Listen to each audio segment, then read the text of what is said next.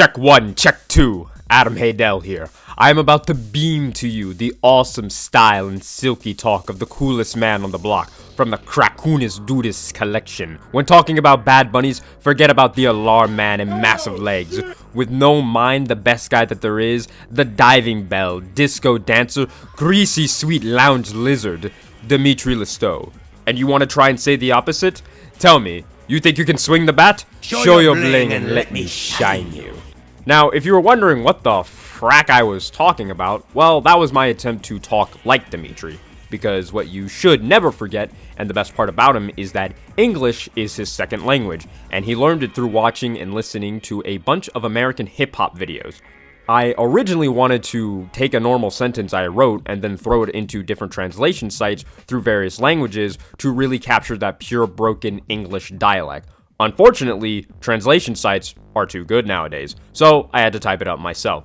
Anyways, yes, it's time not to duel, but to go over the best side character in the Sly Cooper series, Dimitri. The artist who wanted the world to recognize his creative and kinetic aesthetic style, but he really couldn't accept that the art world surprisingly has those who give criticism. So, of course, he did the one thing that everyone has on their minds once in a while: turn to crime for profit, which mainly involved forging old art masterpieces to make a quick buck and to get back at the world. And from reading the small tie-in comic for Sly 2, which takes place a little bit before the second game, Dimitri surprisingly owns a mansion. Good for him. But in the comic, he was going to marry, quote-unquote, an art aficionado so he could get some of her more valuable pieces in her collection. The biggest one being this whale statue. That's something. But Sly kinda unknowingly foiled one of Dimitri's forging operations right then and there, and Dimitri had to take a rain check on that marriage and from being arrested. The Cooper gang managed to track down Dimitri and found out that instead of just being a weird, rich art school dropout, the man also ran one of the more popular nightclubs in the city. That's pretty baller. As well as being in possession of the clockwork tail feathers, which were being used to make counterfeit money through a printing press. Which, in Sly's paraphrased words, for a criminal and thief, there's no honor or glory in literally printing and making your own money. And after a quick throwdown with Cooper for disrespecting his suit, Dimitri got his ass kicked. And with his counterfeit operation and nightclub both being shut down, things weren't looking too good for our main lizard. I guess that's what happens when you hang out with the wrong crowd, the Claw Gang. And something very specific I want to point to real quick. We all know Dimitri's famous broken English monologue, but I noticed something when rewatching it like a dozen times, like I always do, when Sly brings up that Dimitri is using Clockwork's part, and even if he is scattered in pieces, he shouldn't be brought back. Funny enough though, Dimitri also doesn't know what Sly's talking about. No deal. You and the rest of the Claw Gang have to be stopped. Clockwork will never again see the light of day. Just hand over the tail feathers and we can... What is this with clocks, bro? Right there.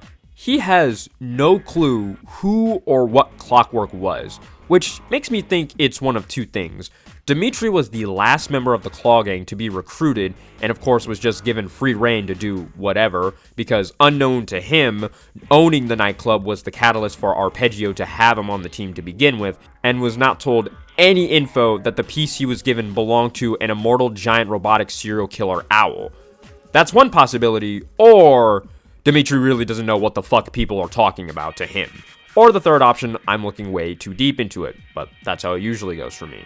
Moving on and moving jail cells like Dimitri in the start of Sly 3, our favorite fashion icon keeps popping up here and there, and instead of being someone that the Cooper gang steals from and marches on, he's actually here to help to some degree. Say whatever you want about the gameplay mechanic of the dialogue options, at least the conversations are great. Nothing really wrong with that. We get to see what really makes Dimitri tick and his very personal tastes about certain things, mostly hyping himself up when given the chance.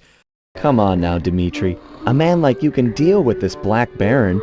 You've got the best fashion sense of anyone I know. The fashion? Style? You're right. If I cannot dress him, I can certainly outsmart him. All is told through clothes. Okay, I'll talk a flight lineup if you agree to owe Dimitri a favor, which I'll collect in a few months of time. A favor? This no small-time favor like, will you water my fish or feed my plant? No way, bro! This old-school mafia blood pack favor, like movies, big time.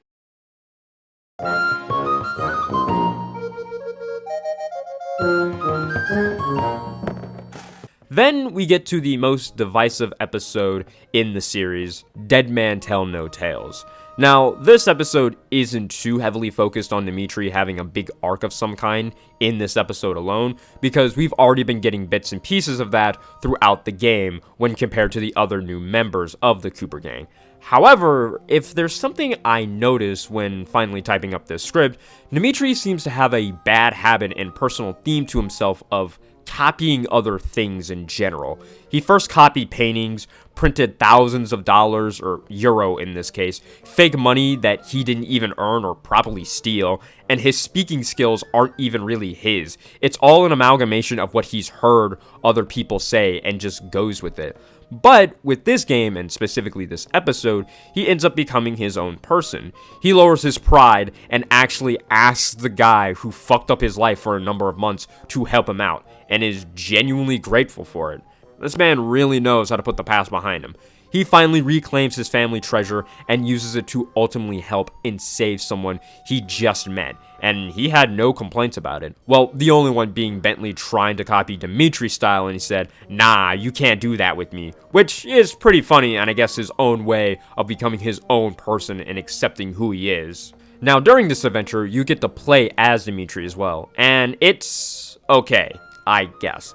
It's honestly nothing to write home about or anything to bitch about. I said this in my review for the game overall. Take this as a good or bad thing, that you only get to play these underwater sections twice. But I never mentioned that the second time is the pure definition of being thrown into the deep end. You have to do a lot of quick swimming with something that you are going to be inexperienced with, and then have to fight a pretty janky boss. Okay, cool.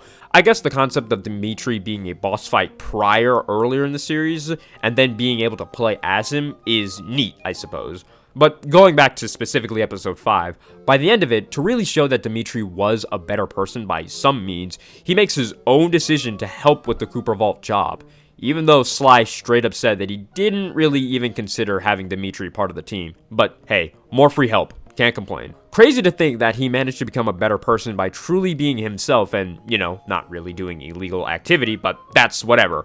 I fully enjoy Dimitri's style and attitude. He's the perfect side character who really steals the spotlight when he's given the proper focus. He's honestly a big reason why the first episode of Sly 2 is very iconic. Everything revolving around him is what makes that episode so memorable. Like, come on now. He's the only Claw Gang member to get an in-game introduction. He's that cool.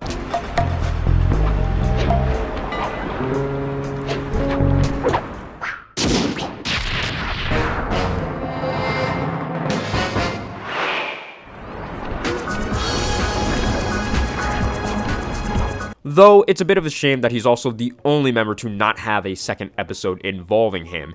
Original plans were to have him have another episode that would be a trip to Monaco and have Bentley drive a yacht into a building, so basically breaking more of Dimitri's property.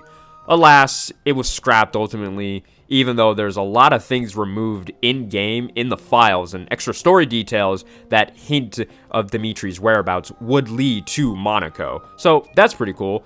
It's probably why they decided to keep him around in the third game, because they knew that he's a goofy guy in general and that there's definitely more that could be done with him. And I'm glad that they took that approach at least. And that's the video on Dimitri. Hey, peanuts! Huh? Oh, right. Thieves and Time. Yeah, listen, if I'm being completely honest, when it comes to these character overviews in Sly Cooper, I am not going to be talking about anything to deal with Thieves and Time.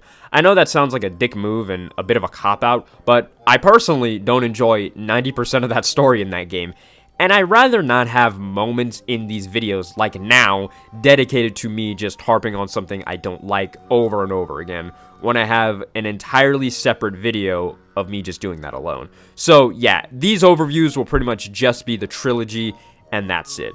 And besides, in this case for Thieves and Time, Dimitri's there, but he doesn't really do anything worthwhile, and he doesn't even talk. So yeah, waste of time. But yeah, Let me know what you guys think about the video, if you guys want more of this. I pretty much plan on doing the main gang, so next is going to be Carmelita, then after that Murray, Bentley, and then I'm saving Sly for last. And then after that, I don't really know what I'm doing.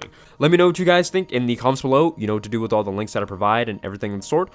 Thank you for watching. That's greatly appreciated, of course. Have a great day, have a great night, and everything else, you know what to do.